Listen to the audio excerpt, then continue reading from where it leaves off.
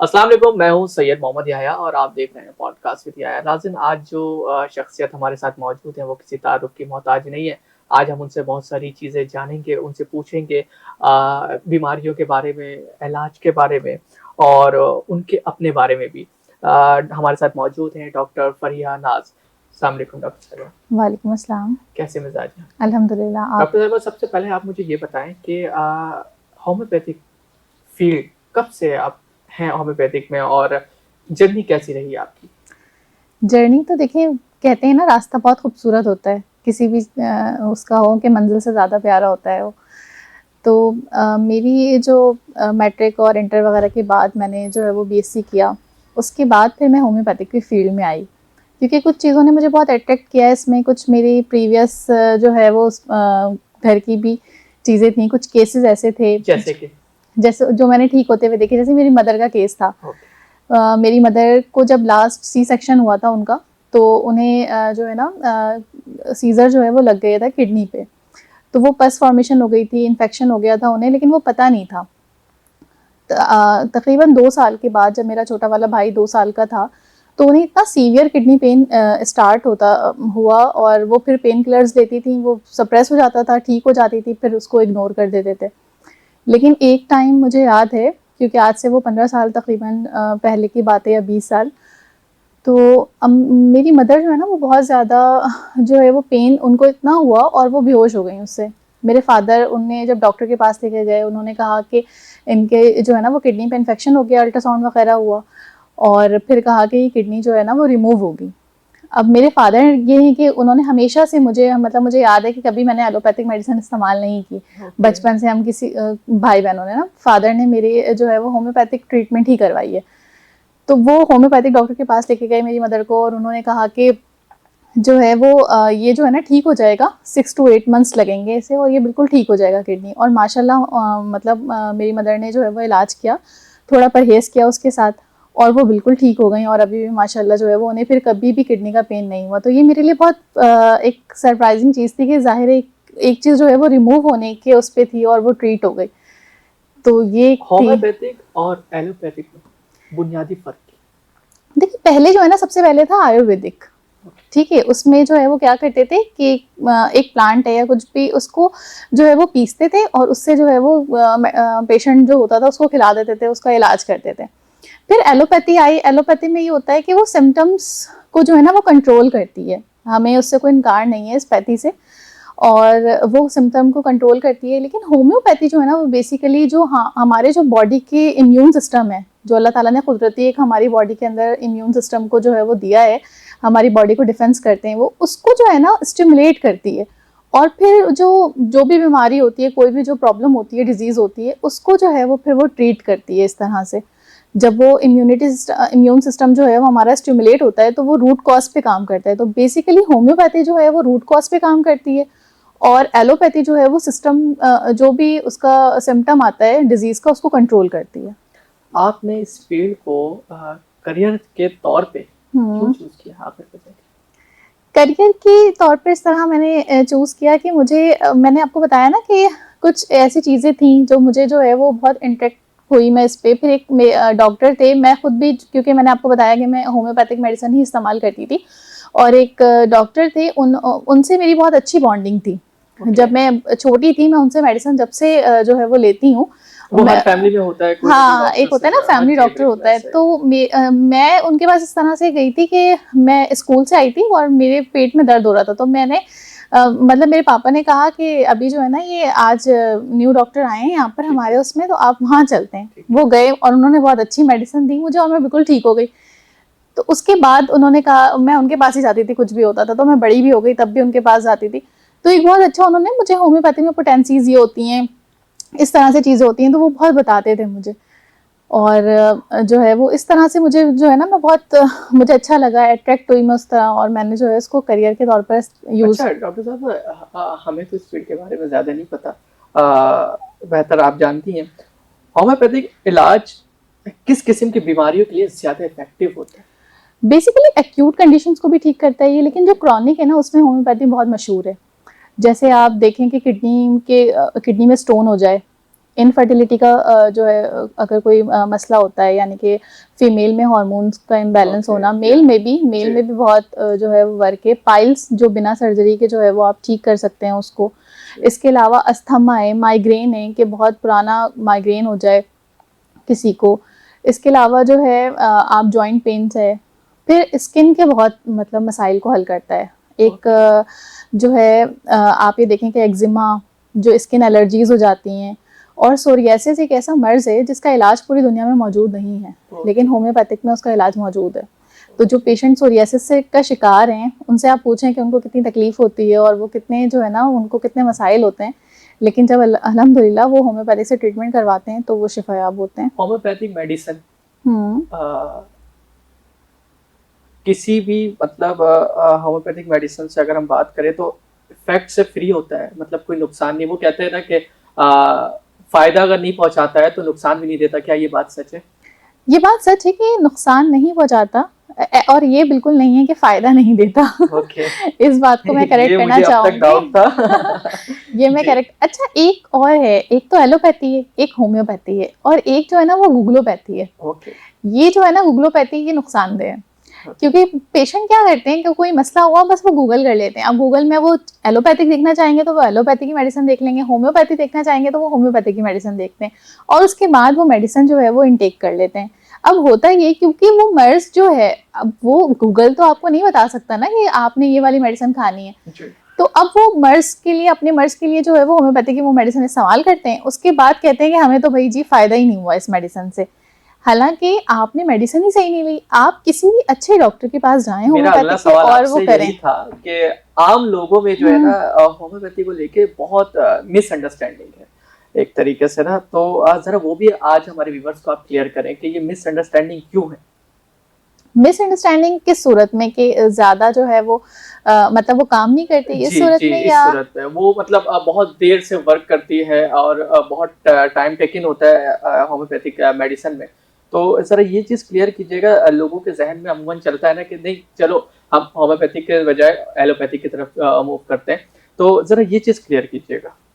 देखिए, हर एक जो फील्ड है ना उसकी अपनी अपनी लिमिटेशंस हैं। एलोपैथिक डॉक्टर्स भी इस बात को मानते हैं कि अगर एक जर्नल फिजिशियन बैठे हैं एमबीबीएस के, तो वो जब उनके पास कोई ऐसा मर्ज आएगा जो वो सर्जरी करेंगे तो वो आगे रेफर करेंगे, ठीक है, क्योंकि उनकी जो है लिमिट्स यहाँ पर ख़त्म हो जाती हैं। अब अगर हम होम्योपैथिक पे आएँ कि होम्योपैथिक की जो मिसकंसेप्शंस है लोगों को, लोग ये सोचते हैं कि स्लो काम करती है, बिल्कुल भी ऐसा नहीं है। क्योंकि हमारे पास अक्सर जो पेशेंट आते हैं ना असल में वो क्रॉनिक कंडीशन में आते हैं कि वो 5 साल 10 साल से 3 साल से 2 साल से या 1 साल से जो है वो इस बीमारी का शिकार है।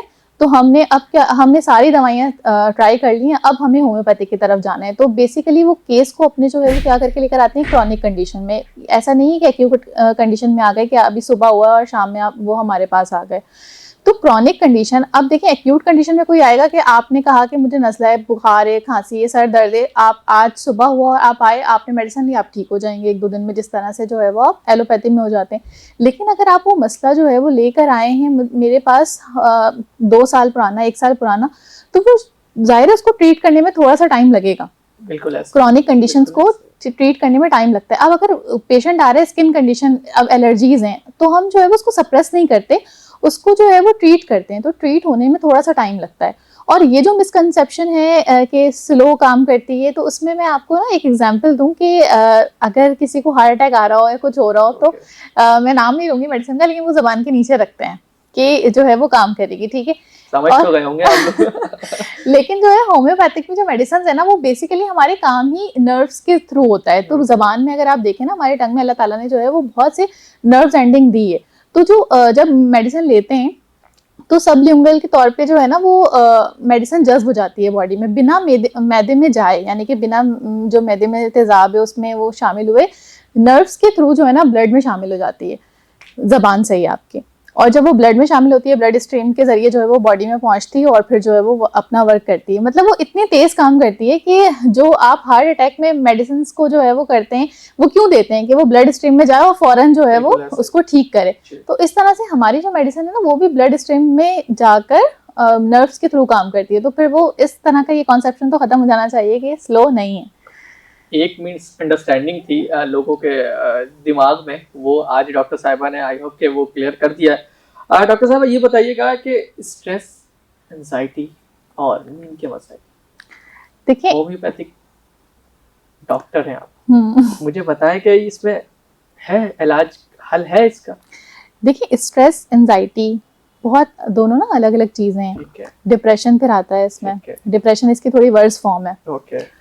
तो मैं कहती हूँ कि जो आप ये देखें कि दुनिया में सबसे ज्यादा जो लोग वो कहते हैं ना कि हार्ट अटैक से मर रहे हैं या जी। किसी और वजह से, नहीं, वो स्ट्रेस और एंजाइटी है, डिप्रेशन है। डिप्रेशन के उस पर जो है ना वो लोग सुसाइड बहुत करते हैं।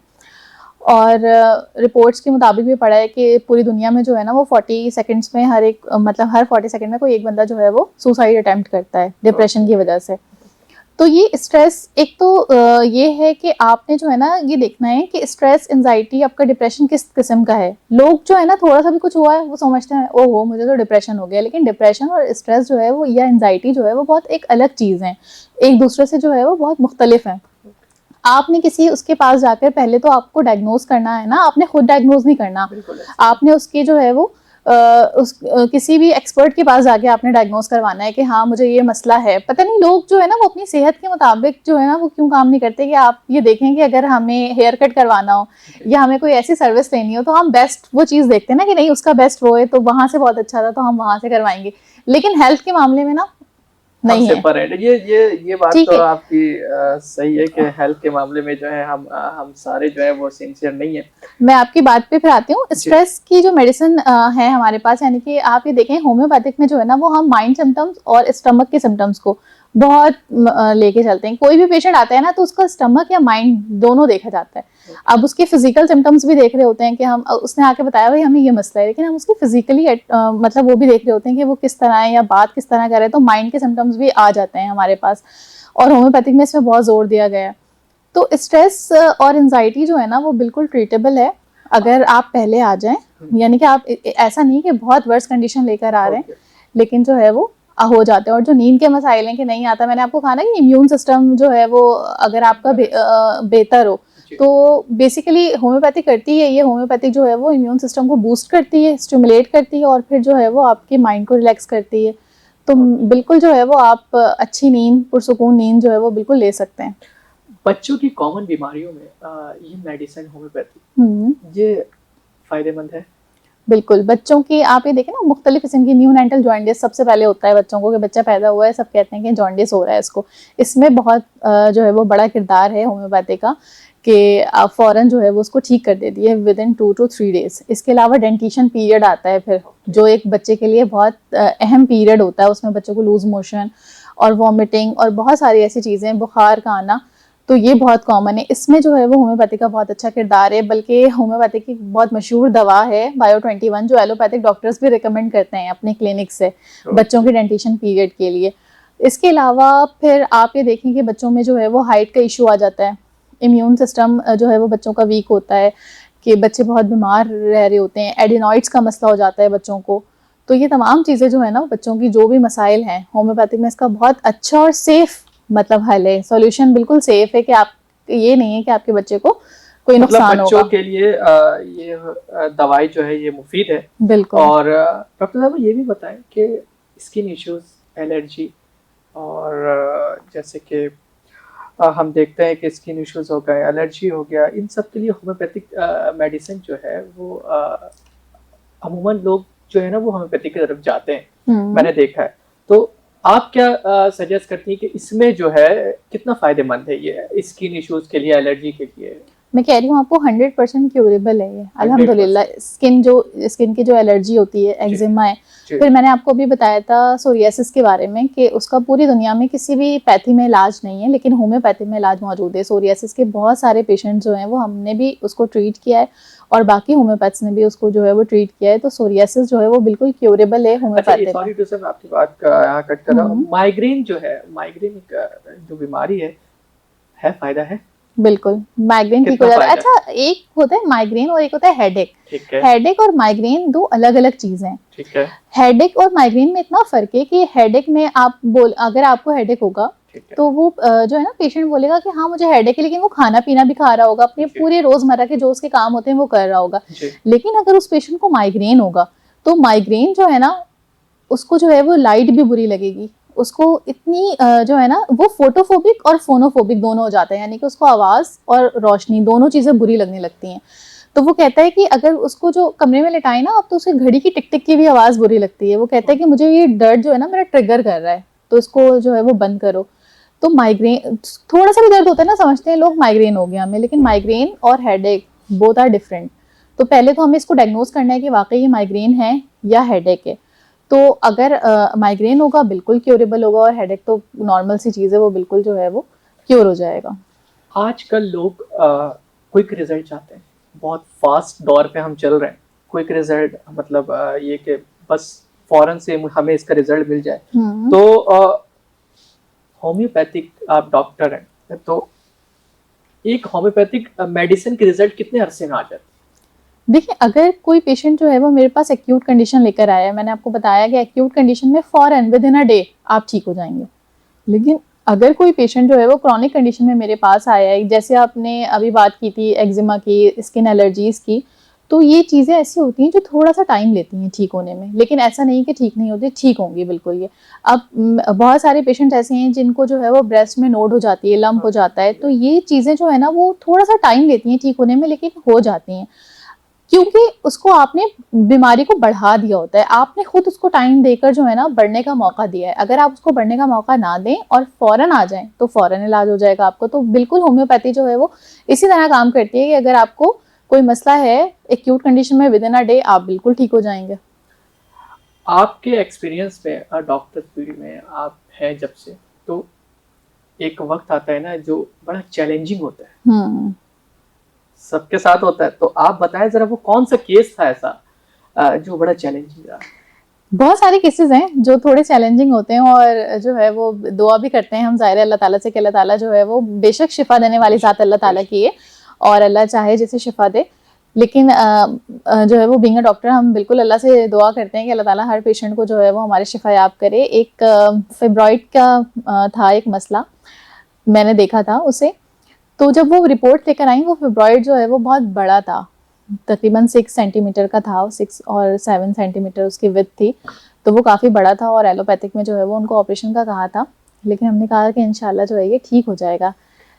9 to 10 मंथ्स लगे, लेकिन वो जो एक ऑरेंज के जितने साइज का फिब्रॉइड था वो अल्हम्दुलिल्लाह बिल्कुल ठीक हो गया। जब वो अल्ट्रासाउंड करवाया तो वो बिल्कुल ठीक था। अच्छा, उसमें फिर पेशेंट को और भी वर्स कंडीशंस होती हैं। अब एक पेशेंट है ना, उसको एक मसला है तो वो जल्दी जो है वो हम उसको कवर कर लेते हैं, लेकिन अगर वही पेशेंट बहुत सारे मसाइल के साथ आया कि उसको हेडेक भी है, उसको बॉडी पेन भी है, उसको सर्वाइकल का इशू भी है, उसको जो है वो हार्मोन्स का मसला भी है, फिर इन तमाम कंडीशंस को भी ठीक करना होता है बिल्कुल ऐसा। साथ साथ। तो जितने मल्टीपल केसेस लेकर आते हैं। अब एक और जो है वो ब्रेस्ट नोड की एक पेशेंट थी मेरे पास, जिसको छोटी जो है वो बच्ची थी 18-19 ईयर्स की, तो उसको ब्रेस्ट में नोड थी। अच्छा, ये बहुत लोग डरते भी हैं कि कहीं ये कैंसर ना हो जाए या कुछ इस तरह की चीज़ ना हो जाए। तो जब वो आई तो उसकी मदर के साथ थी वो, तो मदर भी थोड़ी सी जो है वो ज़ाहिर घबराई हुई थी। तो लेकिन ये घबराने वाली बात नहीं होती, हर जो नोड होती है वो कैंसरस नहीं होती। एक मतलब उसके अलग सिम्टम्स होते हैं और सारी चीज़ें होती हैं।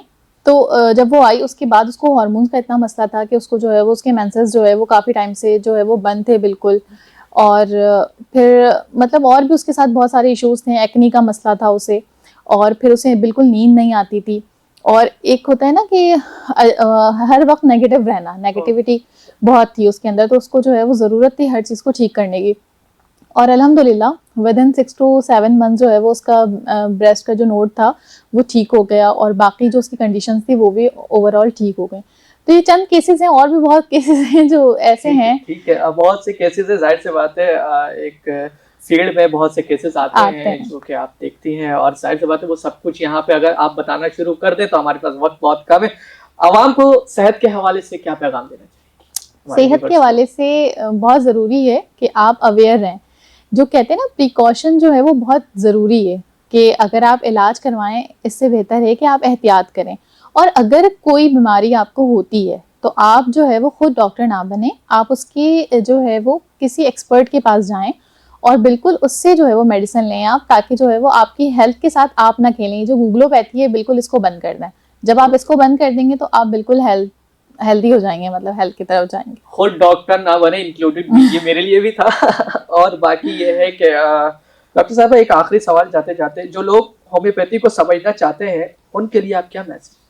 उनके लिए मैसेज है कि अगर उन्हें कोई भी मसला है, क्या उनके साथ कोई भी इशू है, कोई भी बीमारी है उन्हें या उनके फैमिली मेम्बर्स में, तो वो मेरे पास आएँ और इलाज करवाएं, वो बिल्कुल ठीक हो जाएंगे। तो होम्योपैथी का जो मिसकॉन्सेप्शन है और जो समझना चाहते हैं होम्योपैथी को, वो बिल्कुल अच्छी तरह समझ जाएंगे कि होम्योपैथी एक एडवांस वे ऑफ ट्रीटमेंट है, और जो बिल्कुल जो है वो मरीज को जो है वो ऐसे ही ट्रीट करती है जैसे बाकी पैथीज में होता है, लेकिन बिल्कुल लॉन्ग टर्म भी होती है, ये रूट कॉज को ख़त्म करती है, और ऐसा नहीं कि आपको ये मसला दोबारा हो जाएगा। चले जी, बहुत शुक्रिया डॉक्टर साहिबा ने हमें वक्त दिया। नाज़रीन, हमने जाना होम्योपैथिक फील्ड के बारे में, और उनमें जो जो केसेस किस तरीके से होते हैं और लोगों के दरमियान जो है मिसअंडरस्टैंडिंग थी, शायद आई होप सो कि वो क्लियर हो गई होगी। डॉक्टर साहब आपका बहुत शुक्रिया। मिलते हैं किसी नए मेहमान के साथ। अपना ख्याल रखिएगा। अल्लाह हाफिज़। पाकिस्तान हमेशा जिंदाबाद।